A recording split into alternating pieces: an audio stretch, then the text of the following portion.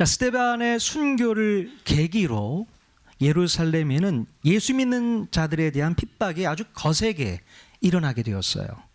자, 그래서 예수 믿는 성도들이 예루살렘을 떠나서 각 지역으로 흩어지게 됩니다. 자, 그 중에는 시리아의 북쪽에 위치한 안디옥이라는 도시까지 이동해 간 사람들이 있었어요. 자, 그들은 단순히 모진 핍박을 피해서만 예루살렘을 떠난 것이 아니라 이방인들에게까지 복음을 증거하는 계기로 삼을 수 있게 되었다는 것입니다. 자, 그런데 정말로 놀라운 것은 유대교의 배경이 전혀 없는 이방인들이 예수님을 믿고 예수님께로 돌아오는 기적 같은 일들이 일어나게 되었다는 것이죠. 자, 그것이 가능할 수 있었던 이유에 대해서 성경은 뭐라고 기록하고 있습니까? 자, 사도행전 11장 21절에 보니까 주님의 손이 그들과 함께 했기 때문이라고 말씀하고 있습니다. 내 힘과 내 능력, 내 은사와 내 달란트 때문에 그런 일이 일어난 것이 아니라 바로 주님의 손이 함께 했기 때문이라고 그렇게 말씀하고 있는 것이죠. 여러분, 정말로 주님의 손이 작동하기만 하면 놀라운 구원의 역사가 일어나게 되는 줄로 믿습니다. 주님의 손이 작동하기만 하면 깨어진 가정이 회복이 되어지고 좌절과 절망에 떨어진 인생이 놀랍게 회복되는 줄로 믿습니다. 자, 이렇게 옆 사람에게 인사 한번 나눴으면 좋겠어요. 주님의 손이 함께 하시는 새해가 되십시오. 다시 한번 인사 나누길 원합니다. 예.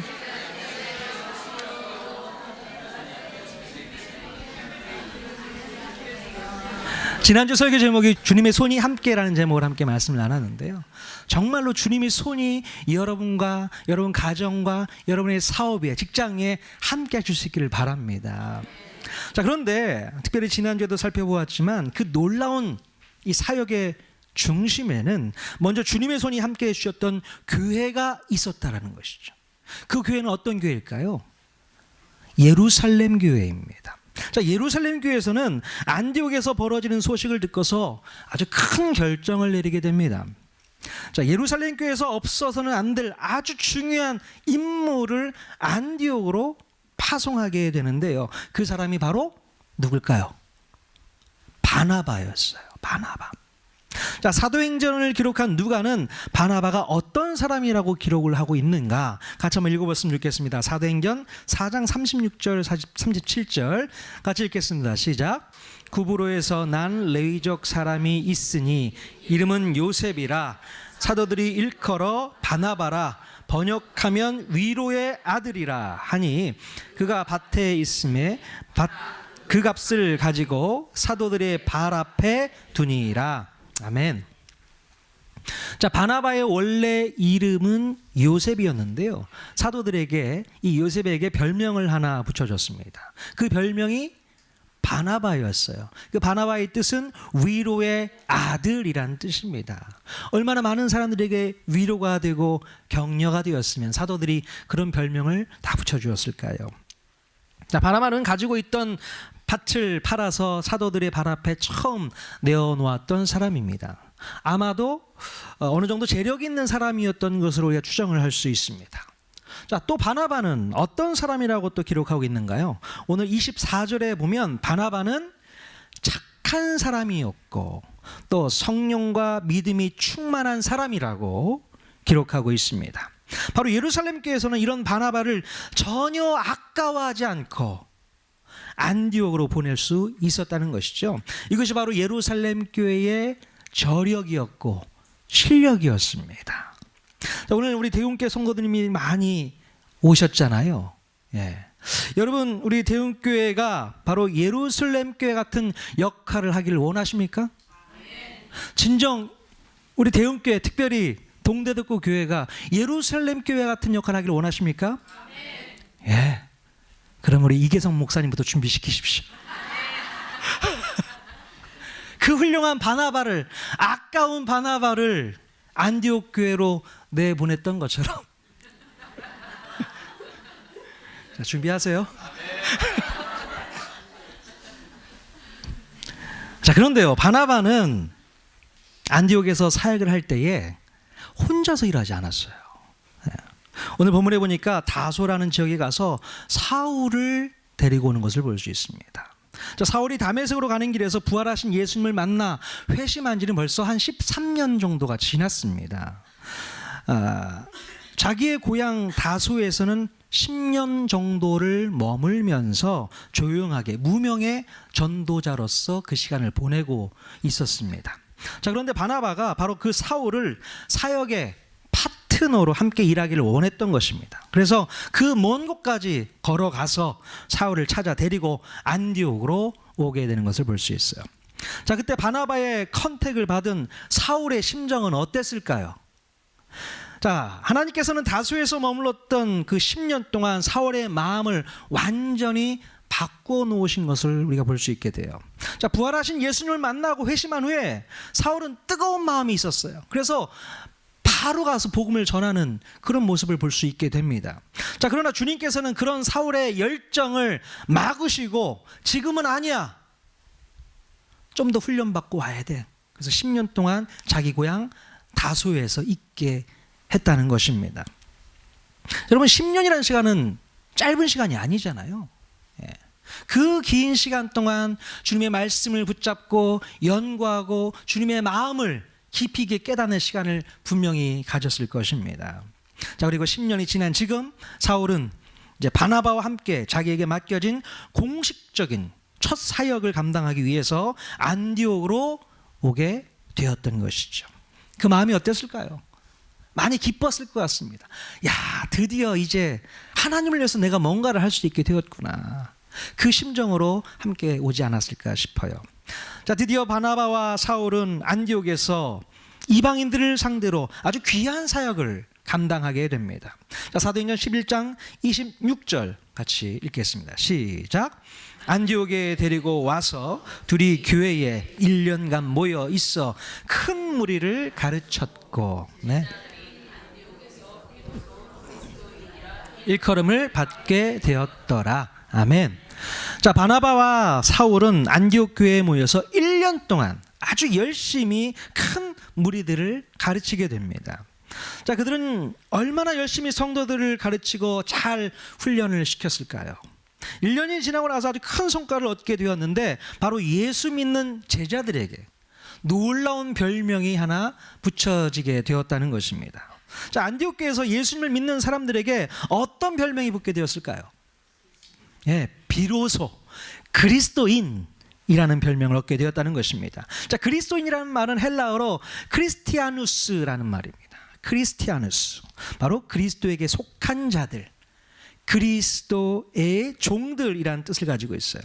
아마도 안디옥에 살고 있는 이방인들이 예수님의 제자들을 잘 관찰해 오면서 세상 사람들과는 뭔가 다른 남다름을 그들에게서 발견했기 때문에 이런 별명을 붙여준 것이 아닌가 싶습니다. 여러분, 안디옥에서 처음 만들어진 이 그리스도인이라는 별명은 단순히 복음을 받아들이고 예수를 믿는 사람들이라고 해서 주어진 별명이 아닙니다. 예수 믿고 구원받았다고 해서 그리스도인이라고 붙여진 별명이 아니라는 거예요. 자, 사도행전을 쓰고 있는 누가는 크리스티아누스라는 말 앞에 프로토스라는 말을 또 붙이고 있는데요. 자, 프로토스라는 말은 우리말 성경에서는 비로소라는 말로 번역되고 있는데 영어로 번역하면 first입니다. 처음이라는 말로 번역할 수 있어요. 자, 그러니까 안디옥에서 처음으로 크리스찬이라는 말이 생겨나게 되었다는 것이죠.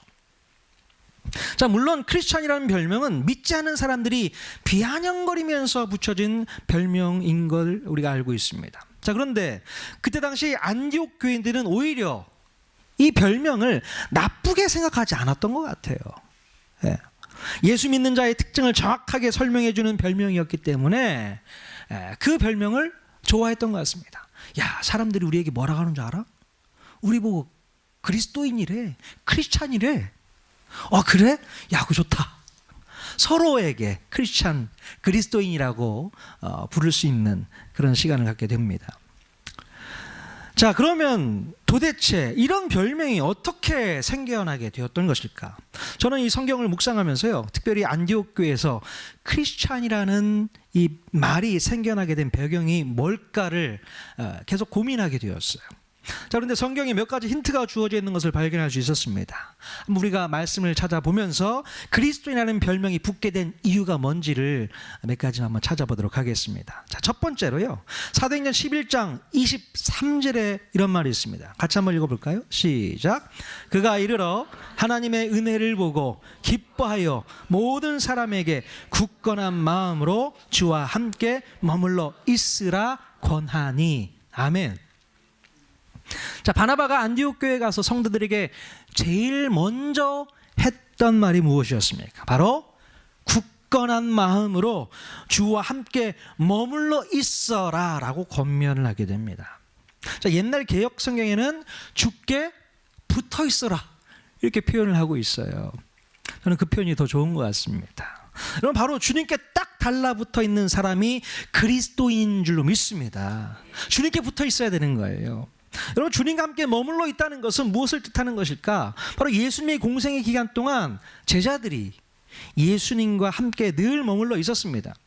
자, 그런데 언제 예수님의 제자들이 뿔뿔이 다 흩어지게 되었어요? 바로 예수님께서 십자가 고난을 받게 되었을 때에 베드로를 비롯해서 대부분의 제자들이 예수님을 떠나 뿔뿔이 흩어지게 됩니다. 자, 그때 당시 예수님의 제자들에게는 굳건한 마음이 생기지 않았기 때문에 그랬던 것 같아요. 하지만 바나바가 안디옥에 처음 와서 가르쳤던 훈련이 바로 굳건한 마음으로 주님과 함께 머물러 있어야 한다는 것입니다. 여러분, 주님과 함께 머물러 있는데 왜 굳건한 마음이 필요할까요? 그냥 같이 있으면 되는 거 아닙니까? 아니요. 굳건한 마음이 필요하다는 겁니다. 왜냐하면 굳건한 마음을 가지지 못하면 주님께 머물러 있지를 못하기 때문에 그렇다는 거예요. 그 옛날뿐만 아니라 오늘날에도 굳건한 마음, 굳건한 이 믿음을 가지지 못하면 주님께 머물러 있지를 못합니다. 세상에 온갖 좋은 것들이 우리의 마음을 빼앗기 때문에 주님께 머물러 있지를 못하게 됩니다. 또 세상에 염려와 고통과 아픔과 환난을 겪게 되면 오히려 우리의 마음을 빼앗겨서 주님께 머물러 있지를 못한다는 것입니다. 우리 어른들은요, 이제 신앙생활 하는 것이 이제 습관이 돼서 교회를 잘 떠나지를 않습니다. 여러분 보고 교회 떠나라고 하면 떠나시겠어요? 절대 교회 안 떠나죠. 자, 그런데 우리 어린 자녀들은 세상에 놓여지게 되면요, 교회를 등지고 떠나는 경우는 너무나도 많이 있습니다. 도대체 왜 이런 일이 일어나게 되는 것일까? 자녀들의 마음을 굳건하게 붙드는 그런 훈련이 안 되어 있기 때문에 그렇다는 거예요. 굳건한 마음이 없어요. 어떤 유혹과 어떤 환경 속에도 마음을 빼앗기지 않는 훈련이 되어 있지 않기 때문에 주님께 머물러 있지 못하고 신앙과 믿음을 버리게 되는 경우가 너무나도 많이 있습니다. 그래서 우리 통하는 교회에서는요, 올 한 해 동안 굳건한 마음을 만들기 위해서 아주 중요한 프로젝트를 하나 진행하고 있습니다. 자, 우리 통하는 교회의 표가 무엇입니까? 주님의 마음을 본받는 교회입니다. 바로 주님의 마음을 본받기 위해서 성경에 기록되어 있는 주님의 마음을 찾고 또 그 마음을 본받는 훈련을 시작을 했습니다. 하루하루 분량만큼 읽어가면서 성경에 표현되어 있는 바로 주님의 마음을 찾는 것입니다. 자, 주보에 보시면요, 하나님의 마음 찾기라는 코너가 있잖아요. 바로 성경을 읽어가면서 그 본문 말씀에 담겨 있는 하나님의 마음을 찾아내는 거예요. 365일 동안 진행됩니다. 매일매일 찾아서 글을 올리게 되고, 현재는 저만 올리고 있습니다. 우리 모든 성도가 다 함께 동참하게 될 텐데요, 이렇게 하나님 마음을 찾아가는 겁니다. 하나님의 성품이 어땠는지, 하나님의 섭리하시는 길이 어땠는지, 어떻게 일하시는지, 그 패턴은 무엇인지 우리가 하나하나 찾아 나가게 되는 것입니다. 자, 그렇게 주님의 마음을 찾다가 보면 주님의 마음을 본받을 수가 있게 되고, 주님의 마음을 이해하고 깨닫게 되면 온전히 주님과 함께 머무를 수 있는 그런 실력이 우리에게 있게 될 줄로 믿습니다. 그렇게 주님과 함께 머물러 있고 주님께 붙어 있고 주님과 동행하는 삶을 살게 된다면 그 삶이 바로 그리스도인의 삶이 되지 않을까 싶습니다. 아멘. 여러분, 진정으로 그리스도인의 삶을 살기를 원하십니까? 네. 그러면 성경에 기록되어 있는 하나님의 마음을 먼저 붙들 수 있기를 바랍니다. 우리가 하나님 마음을 먼저 깨닫게 되면 굳건한 마음이 생기게 되고 결국 어떤 유혹과 어떤 환경 속에서도 주님을 떠나지 않는 믿음이 생길 수 있게 된다는 것이죠. 이것이 바로 진정한 그리스도인의 모습이라고 믿으실 수 있기를 바랍니다. 꼭 붙어 있으셔야 돼요. 꼭 붙어 있으셔야 됩니다. 하나님 말씀 붙잡고. 예. 자, 두 번째. 자, 안디옥 교회 성도들은요, 1년 동안 바나바와 사울에게 훈련을 받으면서 그들의 모습을 본받게 되었을 것입니다. 자, 그래서 그리스도인이라는 별명을 얻게 된 것인데요. 자, 사도행전 11장 24절 보시면 바나바의 모습을 우리가 본받게 되는데요. 같이 한번 읽어보겠습니다. 시작. 바나바는 착한 사람이요 성령과 믿음이 충만한 사람이라. 아멘. 여러분, 그리스도인들은 착한 사람이어야 합니다. 믿으십니까? 착한 사람이어야 돼요. 한번 옆 사람 한번 보세요. 착하게 생겼는가? 착하게 생기셨어요? 자, 어쩌면 오늘날 우리 그리스도인들이 세상 사람들부터 욕을 먹는 이유가 우리가 나름대로 믿음과 신앙이 좋다고는 자부해도 세상 사람들의 눈에는 착해 보이질 않는 거예요. 착해 보이질 않습니다. 아무리 우리가 교회 안에서 성령과 믿음이 충만한 사람이라고 해도 그것이 착함으로 표현되지 않는다면 우리는 절대로 그리스도인이라는 별명을 얻을 수가 없게 된다는 것입니다. 여러분, 착하다는 것이 어떻다는 말일까요? 착하다. 그냥 사람들의 말을 잘 듣고 성격적으로 온순하고 저처럼 내성적인 사람을 착하다고 표현할까요? 성경에서 말하는 아가도스, 이 착하다는 말은요, 인격적인 성품이 훌륭하다는 말이랍니다. 예. 인격적으로 성숙한 사람을 착하다 이렇게 말하고 있어요. 자, 요즘 교회 안에서 가만히 보면 성령과 믿음은 충만해 보이기는 한데 인격적으로 성숙하지 못한 사람들이 얼마나 많이 있는지 모릅니다. 자기 주장, 자기 고집만 내세우고 남을 전혀 배려할 줄 모르는 사람들이 너무나도 많이 있어요. 믿음 좋은 척은 다 하면서 남들에게 욕먹는 사람들이 얼마나 많이 있는지 몰라요. 믿음이 좋은데 왜 욕을 먹고 살아야 됩니까? 왜 욕을 먹고 살아야 돼요? 여러분, 우리가 신앙생활에 대해서 오해하고 있는지 모르겠습니다. 믿음이 좋다는 것은 말씀을 많이 한다고 해서 믿음이 좋은 게 아니에요. 기도하는 시간을 많이 갖는다고 해서 믿음이 좋다고 말할 수 없습니다. 어떤 신앙적인 열심을 내고 열정을 부리는 것이 성령이 충만한 것이 아니라는 거예요. 인터넷에 떠드는 수많은 설교자들의 설교를 들으면서 감동도 받고 도전도 받는다고 해서 내 믿음과 신앙이 덩달아서 성숙해지는 것은 아니라는 것입니다. 여러분, 착각하지 마십시오.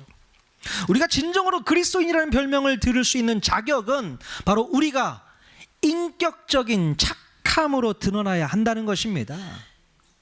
일단 인격적인 사람들은요, 사람들과의 관계 속에서 아주 원만한 대인관계를 형성해 나가는 것을 볼 수 있습니다. 여러분, 어떻게 사람들과 좋은 관계를 맺고 계십니까? 어떠세요? 어디만 가면 사람이 날 피해. 그런 경우 있으세요? 어디만 가면 이 사람은 좀 안 왔으면 좋겠어. 혹시 그런 분 계십니까? 예전에 보면 가끔 교회에서 수련회를 하거나 캠프를 하게 되면 조편성 같은 걸 하잖아요. 조편성을 하면 꼭 이런 분들이 있어요. 목사님, 저 조 좀 바꿔주세요. 왜? 제가 싫어하는 친구가 거기 있어요. 꼭 그런 친구들이 있습니다. 누가 문제인가요, 그러면?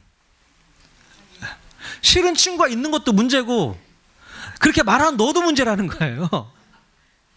그놈도 문제고 너도 문제야. 인격적으로 성숙한 친구들은 누가 내 안에 조편성이 되었던 간에 상관없습니다.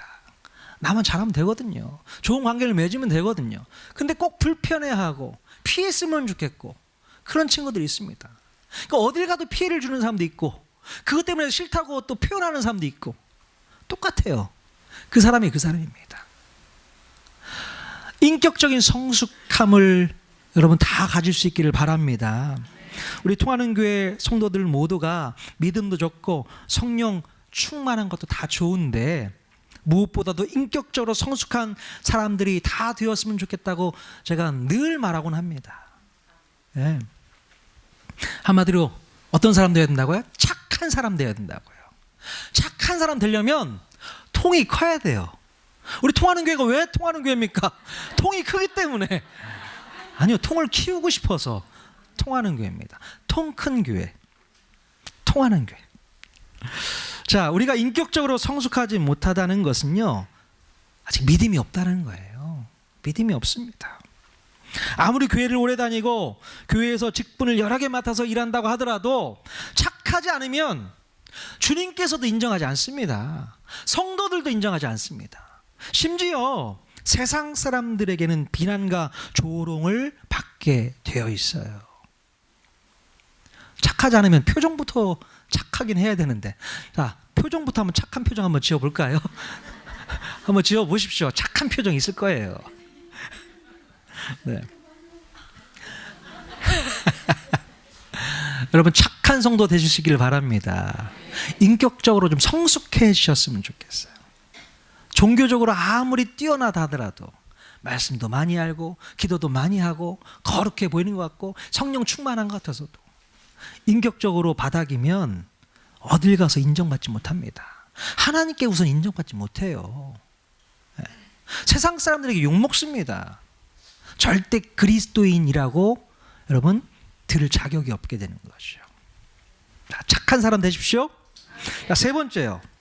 안디옥 교회의 성도들은요, 오늘 본문 말씀에서 그리스도인들이 뭔지 그 실력을 또 보여주게 됩니다. 사도행전 11장 29절에서 30절 말씀 같이 읽겠습니다. 시작.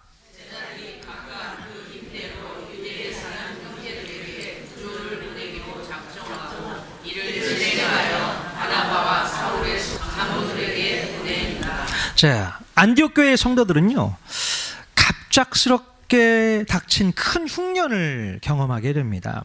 자, 흉년이 오게 되면 서로가 많이 힘들죠. 각박해지죠. 사랑이 식게 됩니다. 자, 그런데 그 와중에 안디옥 교회의 성도들은요, 예루살렘 교회가 큰 어려움을 겪고 있다는 소식을 듣게 되었던 것 같습니다. 자, 그래서 유대에 사는 얼굴도 모르는 형제들에게 부조를 보내기로 작정하고 실행하게 됩니다. 자, 본인들도 먹고 살기가 힘들 텐데 더 힘들게 사는 사람들을 위해서 힘 닿는 대로 물질을 헌금해서 바나바와 사울 편에 보내게 되는 것을 볼 수 있습니다. 여러분, 예수님께서 이런 말씀하신 적이 있어요. 자, 요한복음 13장 35절 같이 한번 또 읽겠습니다. 시작. 너희가 서로 사랑하면 이로써 모든 사람이 너희가 내 제자인 줄 알리라. 아멘. 자, 우리가 진정으로 서로 사랑하는 모습을 보여줄 수만 있다면 세상 사람들은 우리가 주님의 제자, 그리스도인이라고 인정해 주게 된다는 것입니다.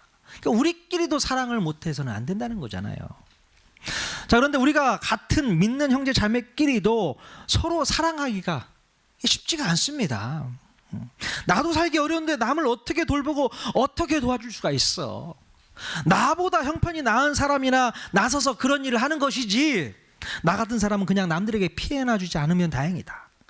이런 생각을 하는 사람들이 있어요.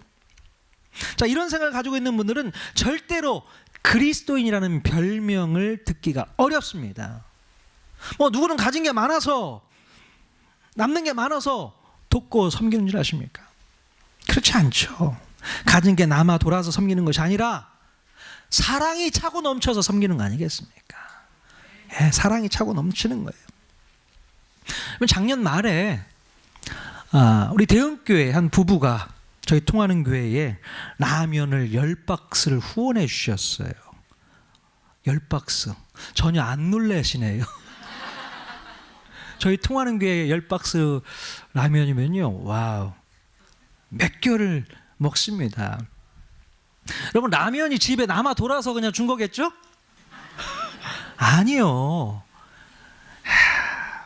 여러분, 사랑이 남으면, 사랑이 남아 돌아서 후원해 주신 거라 저는 믿습니다. 얼마나 감사한지. 여러분, 우리가 이런 사랑을 받게 되면 감사한 마음으로만 끝나서는 안 됩니다. 그것에 대한 보답이 있어야 돼요. 그래서 다른 누군가에게 우리의 사랑을 전달할 수 있어야 될 줄로 믿습니다. 늘 습관적으로 얻어만 먹어서는 안 되는 것입니다. 사랑을 나누고 섬길 수 있어야 되는 거예요. 그래서 우리가 여러분들을 또 섬기기 위해서 식사를 대접하고 싶었던 거예요. 이계성 목사님 아시겠어요? 어떻게 조용히 왔다 간다고. 저는 설교 준비하면서요, 안디옥 교회가 무척 부러웠습니다. 자, 예루살렘 교회가 안디옥 교회로부터 도움을 받게 될 줄은 꿈에도 생각을 못했을 거예요. 왜요? 예루살렘 교회가 처음 있던 교회이기도 하고 또 성도들을 파송해서 안디옥 교회를 세웠잖아요. 자, 예루살렘 교회가 오히려 안디옥 교회를 도움은 도왔지 도움을 받게 되다니, 그렇지 않습니까? 저는 우리 통하는 교회가 빨리 성장해서 안디옥 교회 같이 섬길 수 있는 교회가 되기를 소망합니다. 아멘. 혹시 압니까? 나중에 우리 통하는 교회가 어떤 모양으로든 대흥교회를 돕게 될지. 자, 우리 통하는 교회 성도님들은 큰 꿈을 가질 수 있기를 바랍니다. 예. 가능하다고 저는 생각을 해요. 자, 우리 대흥교회 성도님들에게 하나 묻고 싶습니다. 여러분들은 예루살렘 교회처럼 바나바 같은 사람들을 보내는 교회가 되기를 원하십니까? 아니면 안디옥 교회처럼 물질로 후원하는 교회가 되기를 원하십니까? 뭘 고민하세요? 다 해야죠. 둘 다 하셔야지. 자, 우리 통하는 교회 성도님들, 우리 통하는 교회 성도님들께 묻겠습니다. 여러분들은 예루살렘 교회처럼 되기를 원하십니까? 안디옥 교회처럼 되기를 원하십니까? 제 개인적인 생각은요, 안디옥 교회처럼 되기를 원합니다. 예루살렘 교회처럼은 해봤어요, 이미. 우리 개척 멤버였던 우리 한태희 선교사님, 김지영 선교사님을 파송했거든요. 예, 귀한 분인데 바나바처럼 파송했습니다. 아까운 분들인데 파송했다고요. 이제는 예루살렘 교회는 말고 안디옥 교회처럼 물질로도 좀 후원할 수 있는 그런 교회가 됐으면 좋겠다, 그런 생각을 해보게 됩니다. 여러분, 정말로 우리는 그리스도인이라는 말을 들을 자격이 있는 사람들을 한번 생각해 봐야 됩니다. 나는 정말 그리스도인이 맞나? 내가 신앙생활을 얼마나 많이 했는데 그냥 다 그리스도인 하니까 내가 그리스도인이라고 착각하시는 분들이 있습니다. 근데 오늘 본문에서 보면 비로소 그리스도인 된다는 게 쉬운 일이 아니더라고요. 저도 도전을 받게 됩니다. 여러분, 굳건한 마음으로 주님께 딱 달라붙어서 늘 주님 앞에 머물러 있어야만 그리스도인 줄로 믿습니다. 우리 마음이 흔들릴 수가 있습니다. 세상 것에 흔들리고 여러 가지 많은 것에 흔들려서 주님 앞에 딱 달라붙지 못할 때가 있어요. 늘 주님을 놓치게 되고 주님을 멀리하게 될 수도 있잖아요. 우리가 어떤 일이 있더라도 굳건한 마음 가지고 주님께 딱 달라붙어 있을 수 있길 바랍니다. 그 비결이 바로 뭐라고 말씀드렸어요? 말씀. 하나님의 말씀을 내 마음 가운데 새겨 넣어야 됩니다. 말씀 안에서 주님의 마음을 찾고 그 마음을 본받을 때에 우리는 굳건한 마음을 가질 수 있게 되고 진정한 그리스도인으로 거듭날 수 있게 되는 줄로 믿습니다. 두 번째, 여러분, 인격적으로 성숙한 착한 사람들이 먼저 되어 주실 수 있기를 바랍니다. 착한 사람 되십시오. 표정부터 굳어 있으면 착한 표정이 안 나와요. 늘 웃으셔야 됩니다. 의무적으로 웃으셔야 돼요. 저처럼 이렇게 윗니가 한 8개 정도는 보일 수 있도록 웃어주십시오. 어딜 가도. 예. 표정뿐만 아니라 진정으로 여러분의 삶으로 드러나는 행동, 인격 하나하나가 바로 우리 주님을 대변해주고 있다는 것을 꼭 기억할 수 있기를 바랍니다. 착한 성도님 되십시오. 아멘. 자, 그리고 풍성한 사랑으로 남을 섬기고 도울 수 있는 넉넉한 그런 마음도 여러분 가질 수 있기를 바랍니다. 마음 가운데 사랑이 없으면 돕지를 못해요. 뭐 남아 돌아야 도울 수 있는 건가요? 아니요. 한 번도 돕지 않은 사람은 어떻게 해서든도 안 돕습니다. 아무리 풍성하게 남아도 돕지를 못해요. 마음부터 그렇습니다. 습관적으로 하나님 앞에 올릴 수 있어야 되고 드릴 수 있어야 되고, 그런 마음이 우리에게 있어야 될 줄로 믿습니다. 그래야지 우리 주님께서 말씀하신 것처럼 너희가 내 제자가 되리라. 우리가 그리스도인이 바로 그때 되는 줄로 믿습니다. 그럼 이 세 가지 꼭 기억할 수 있기를 주님의 이름으로 간절히 축원해 드립니다. 아멘. 올 한 해도 우리가 한번 도전해 볼 수 있기를 바랍니다. 누가 보더라도 비로소 그리스도인이 되었다고 인정받을 수 있는 한 해가 될 수 있기를 주님의 이름으로 간절히 축원드립니다. 아멘.